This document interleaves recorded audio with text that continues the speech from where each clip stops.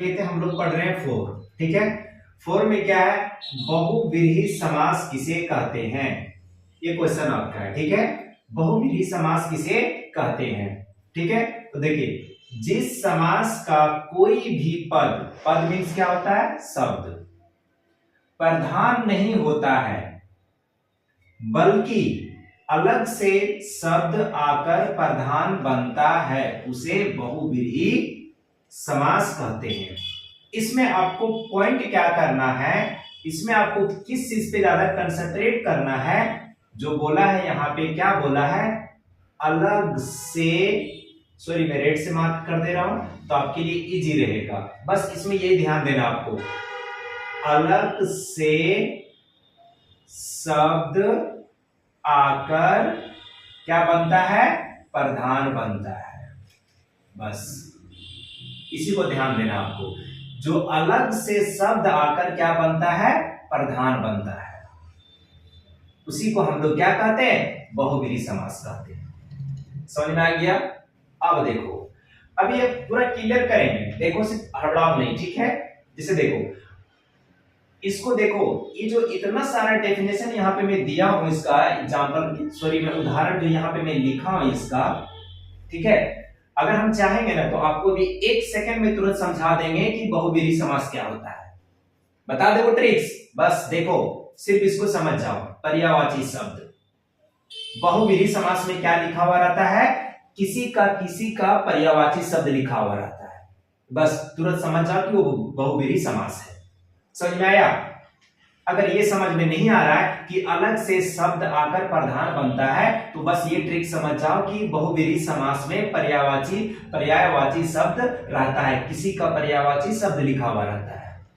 जैसे देखो, इसमें दो ट्रिक्स हम बताएंगे, एक पर्यायवाची शब्द का बता रहा हूं, जैसे देखो यहाँ पे ये जो पंकज लिखा हुआ है, आप देख पा रहे हैं यहाँ पे क्या लिखा हुआ है, पंकज, है ना, ये किसका पर्यायवाची शब्द, पर्यायवाची किसका शब्द है, कमल का, यही बताने को मैं कह रहा हूं। लंबोदर, ये किसका पर्यायवाची शब्द है, भगवान गणेश का, है ना, किसी का न किसी का पर्यायवाची शब्द है, तो जिसमें पर्यायवाची शब्द किसी का दिया हुआ रहेगा वो समझ जाओ कौन सा समास है, बहुव्रीहि समास है। एक ये ट्रिक्स है पर्यायवाची शब्द का।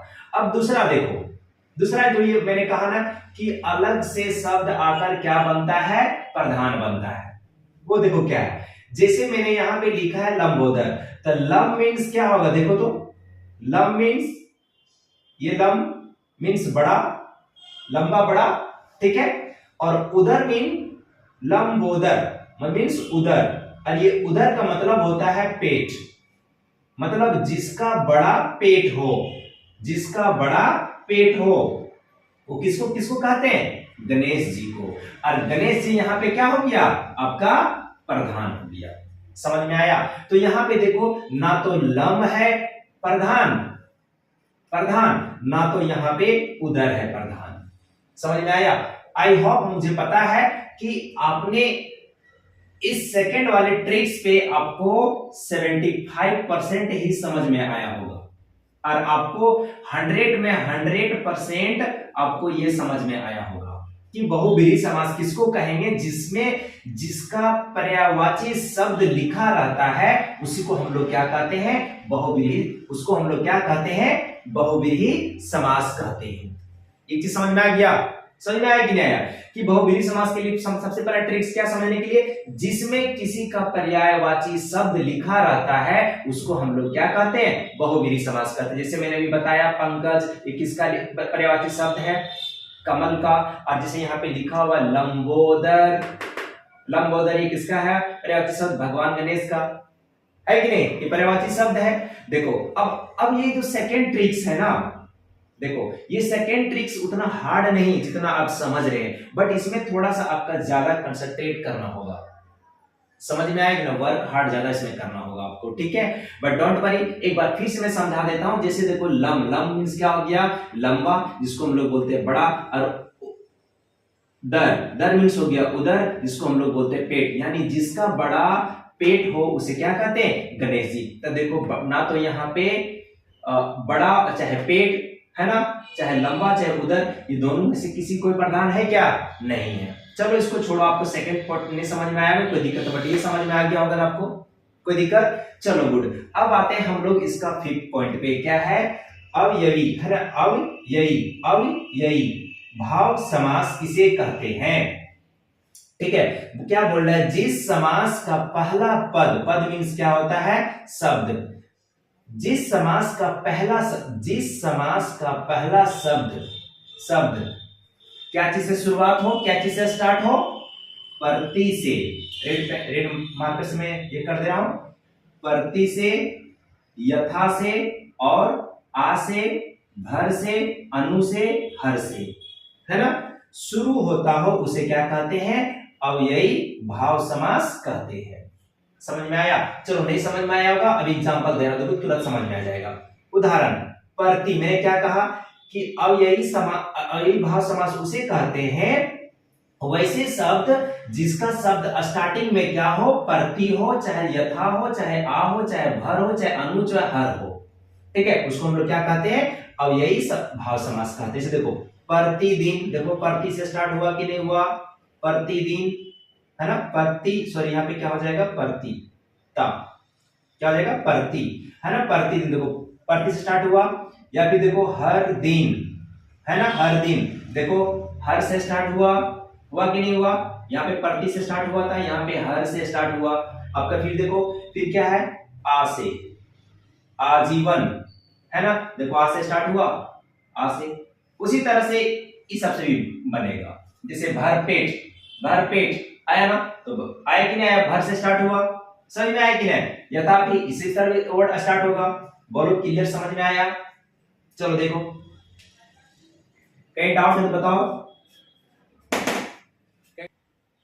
चलिए समास का लास्ट है 6, ठीक है, इसका 6 क्या है? तत्पुरुष,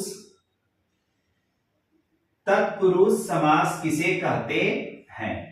ठीक है, ये क्वेश्चन है। तो इसका हम लोग डेफिनेशन क्या देंगे? जिस समास का अंतिम पद, अंतिम मतलब क्या होता है? लास्ट, ठीक है, पद मीन्स क्या होता है? शब्द, प्रधान हो उसे तत्पुरुष समास कहते हैं। ठीक है, अब देखो, ये अगर नहीं पूरा समझ में आया होगा तो देखो एक बार फिर से मैं पढ़ दे रहा हूं। जिस समास का अंतिम शब्द, जिस समास का अंतिम शब्द प्रधान हो, क्या हो? प्रधान हो, उसे क्या कहते हैं? तत्पुरुष समास कहते हैं। ठीक है, अभी इसका एग्जांपल देखिए, आपको पूरा क्लियर समझ में आया। उदाहरण में देखिए, का, के, की, से, में, के लिए, पर, कुछ याद आ रही आपको? कारक, कारक किसे कहते हैं? उसमें एग्जाम्पल आप पढ़े होंगे, कर्ता ने कर्म को करण से, है ना, के लिए, पढ़े है ना, अपादान से, सब पढ़े है ना, कर्ता ने कर्म को, सब पढ़े है ना, का के की सब आता है उसमें, याद कुछ आ रहा है? बस जस्ट यही वो कारक है। ठीक है, चलिए अब यहां पे देखिए, जैसे यहां पे मैंने क्या लिखा है, अब इसका शॉर्ट फॉर्म में समझो। तत्पुरुष समास में जिसमें शब्द को विभाजित करने पर, विभाजित समझ आएगा ना, अलग अलग करने पर क्या आता हो? का, के, की, से, में, के लिए, पर, उसे हम लोग क्या कहेंगे? तत्पुरुष समास कहेंगे। क्लियर, समझ में आया? चलिए 5% बचा हुआ, वो भी क्लियर कर दे रहा हूं। देखो, जैसे देशभक्ति, इस वर्ड को विभाजित कीजिए, मतलब अलग अलग कीजिए इसको। ठीक है, तो इसको जब हम अलग करेंगे तो क्या हो जाएगा? देश, और यहां पे छोड़ देंगे, क्या हो जाएगा? भक्ति, देशभक्ति, मतलब देश के लिए भक्ति आया ना, के लिए। अगर विभाजित करेंगे क्या हो जाएगा? देशभक्ति मतलब क्या हो जाएगा? किसके लिए भक्ति है? देश के लिए भक्ति, देखो आया के लिए। बस जहां आपको समझ में आ जाएगा के लिए आ गया, क्या आ गया? तत्पुरुष समास। समझ में आ गया? उस तरह देखो, राजा, राजपुत्र, क्या आया है? राजपुत्र, इसको करो, राजा का पुत्र। अब देखो यहाँ पे का आ गया, तो ये क्या हो गया आपका? तत्पुरुष समास। समझ में आ गया? देखो, मन चाहा, मन से चाहा, से क्या आ गया? देखो तत्पुरुष समास। समझ में आ गया? देखो से यहाँ पे है, मैंने बताया। अब समझ में आया कि नहीं आया? गुड। कोई भी शब्द को विभाजित करने पर अगर आपको आता है का, के, की, से, में, के, लिए, पर, समझ जाओ कौन सा समास है, तत्पुरुष समास है। कब? शब्द को विभाजित करने पर। समझ में आया? अलग अलग करने पर। चलो क्लियर, समझ में आ गया? चलिए वेरी गुड। समास आज हम लोग क्लियर कर लिए। अगर इसी तरह से समास के बाद अलंकार बहुत इंपॉर्टेंट है, जो आपको क्लास 10 में पूछेगा तो पूछेगा, यस समास भी पूछेगा, ठीक है।